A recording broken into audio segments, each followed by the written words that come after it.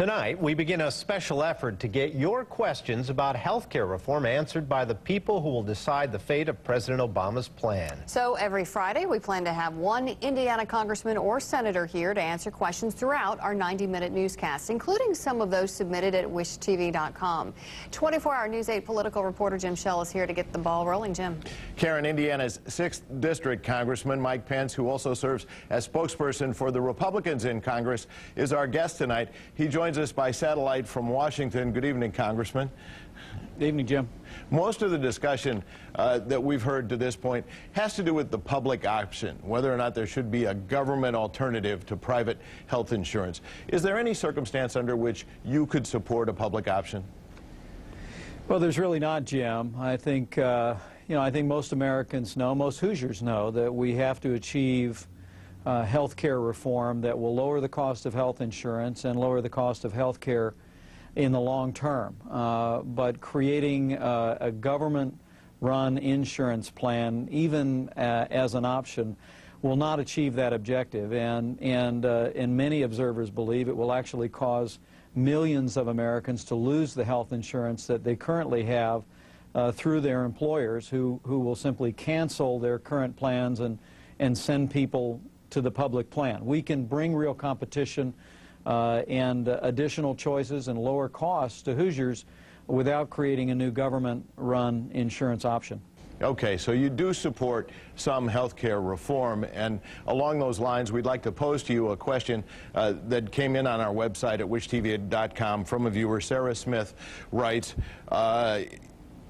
why do you think the healthcare system needs to be reformed? Explain it for those of us who are happy with what we have.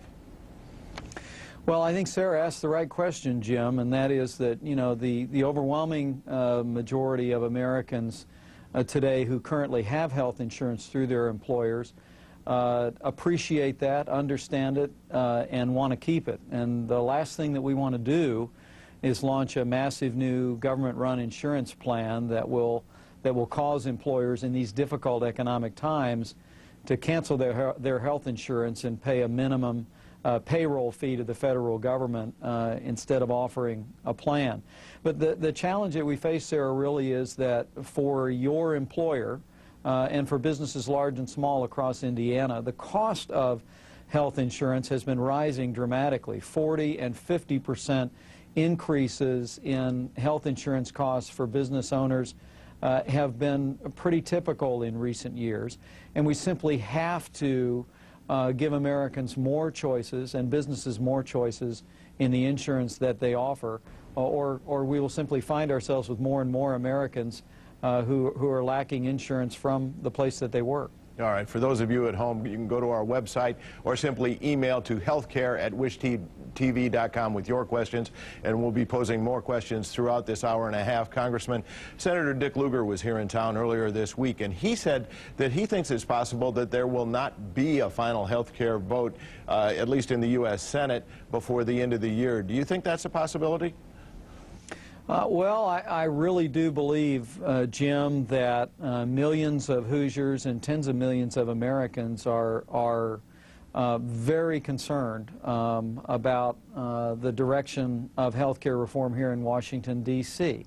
The idea that the government will launch a massive new government-run insurance program that could include the public option we were just talking about, paid for in the House bill with more than $800 billion in higher taxes, I believe has many Americans deeply concerned. And when you're talking about reforms that will affect 17% of the American economy and 100% of Americans for generations to come, it's more important that we get it done right than that we get it done right now. And so I think Senator Lugar's prediction might be correct, and I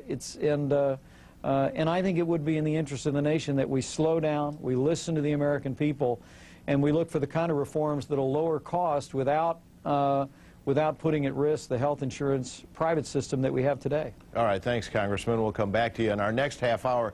The Congressman will answer more questions, including one about those so-called death panels. And we continue now with answers to your questions about health care reform, a new Friday feature here on 24-Hour News 8. 6th District Congressman Mike Pence joins us in our first Friday devoted to the issues surrounding this important topic. 24-Hour News 8's political reporter Jim Shella is here to pose the questions. Jim.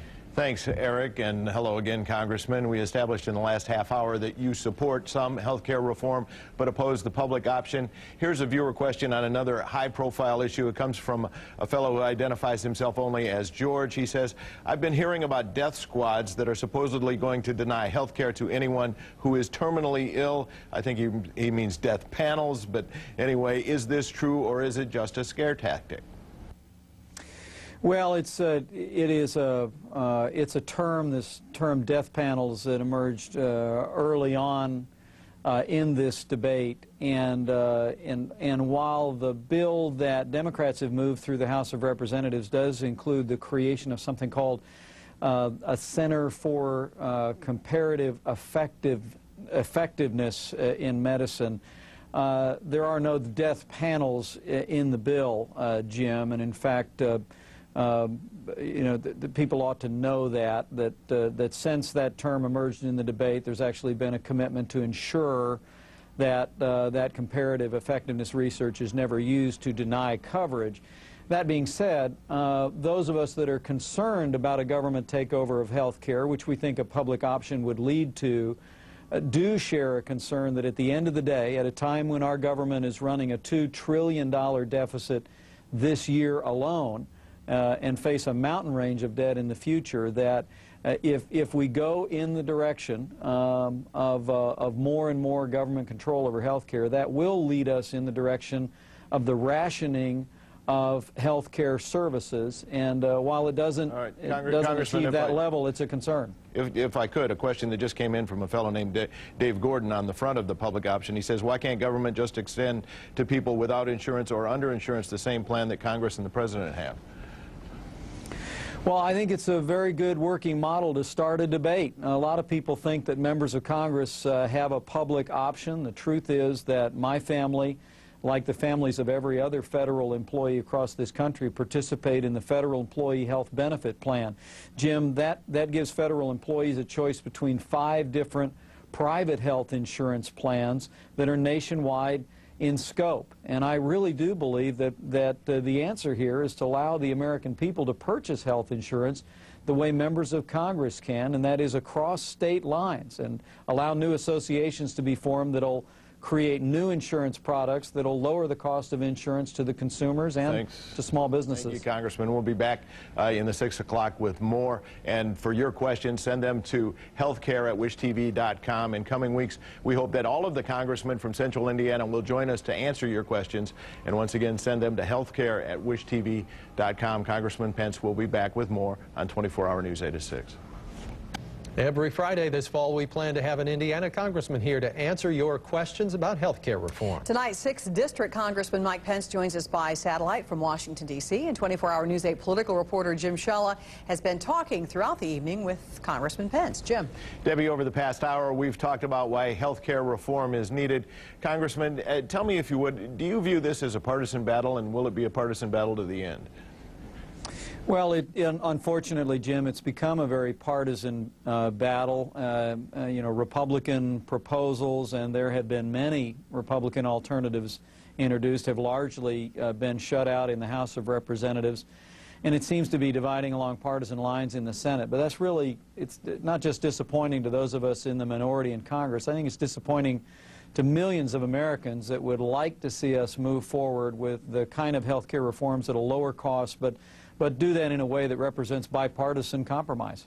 We've got a viewer question here from a viewer who identifies herself only as Barbara. She says, if any health care reform is passed, how will it affect the HIP program, the Healthy Indiana program that Indiana has implemented? And if I can just add on to that, the governor has expressed concerns here that health care reform might shift more of the cost to the states. Well, I think, Barbara, you're asking the right question, and that is innovative programs like that which Governor Daniels has implemented here are really at risk as the administration continues to suggest that they'll pay for this massive new government-run insurance program by finding savings in Medicare and in other types of state disbursements like Medicaid, like those which support that program. So it's a real concern about how all of this gets funded. It's one of the reasons why we so strongly oppose a government-run option. We think we ought to bring more competition, and Jim, we ought to bring medical malpractice reform into this debate without cutting the resources that are flowing to states like Indiana. All right, quickly, one more question that has just come in from a viewer who identifies himself as John Baker. He wants to know if you've heard from seniors who support keeping Medicare. Do you support keeping Medicare? I certainly do, John. I've supported increases in Medicare funding in the past. It's a promise that we've made to seniors now for a generation and more. I think one of the real concerns many seniors have about proposals on health care reform moving through the Congress is, as I just said, the administration is talking about paying the nearly $1 trillion price tag of that reform by finding savings or cuts in Medicare and even ending the Medicare Advantage program. And Jim, I think that many seniors are concerned about that and ought to be. We've got better options, and I hope we can move away from these partisan divisions and government options and move in the direction of real compromise built on the private sector. Thanks a lot, Congressman Mike Pence. Next week, 5th District Congressman Dan Burton joins us in studio. If you have a question for him regarding health care reform, email it to healthcare@wishtv.com.